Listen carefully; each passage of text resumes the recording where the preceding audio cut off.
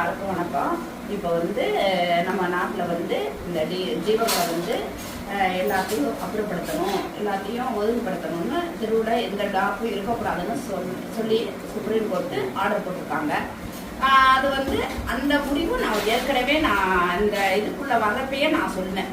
தெருவில் நிற்கக்கூடாது, ரோட்டில் நிற்கக்கூடாது. ஏன்னா ஒரு டாக் அடிபட்டா 50 பஸ் ஏறி போகுது, மற்றவங்களுக்கு பிரச்சனையா இருக்கு, பப்ளிக்ல பிள்ளைங்களுக்கு தொந்தரவா, மனிதர்களுக்கு தொந்தரவா இருக்குன்னு நாங்கள் சொன்னது உண்மை.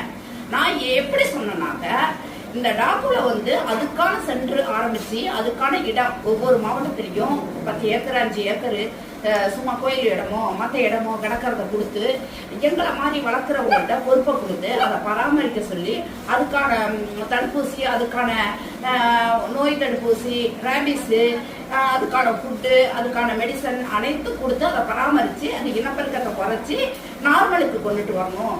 மற்ற நாடுகள் மாதிரி நம்ம நாடு இருக்கணும்னு நான் சொன்னேன். அது கரெக்டாக வந்திருக்கு. அதை நானும் சுப்ரீம் கோர்ட்டுக்கும் நாங்களும் ஒரு வேண்டுகோள் வைக்கிறோம்.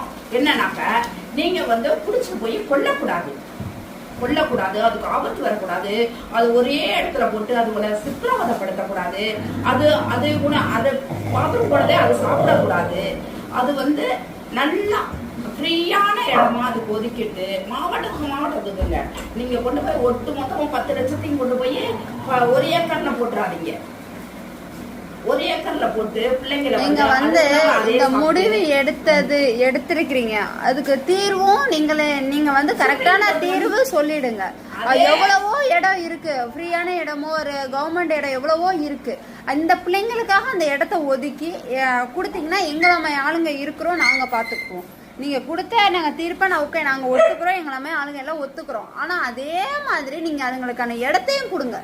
இடத்த கொடுத்தீங்கன்னா நாங்களே சொல்றோம், நாங்க இந்த பிள்ளைங்க மேல உயிரா இருக்கிற நாங்களே பிடிச்சு கொண்டு போய் அந்த இடத்துல வச்சு நாங்க பாத்துக்கிறோம். நீங்க யாரையும் வச்சு பிடிக்க வேணாம், எதுவுமே பண்ண வேணாம், நாங்க பிடிச்சி நாங்க பாத்துக்கிறோம்.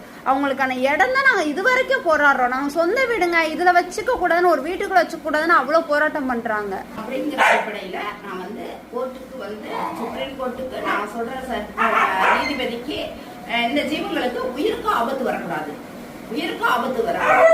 கடவுளால் படைக்கப்பட்ட ஜீவன், நம்ம உருவாக்கல, சரியா? இது இறைவன் படைக்கப்பட்ட இந்த ஜீவன்.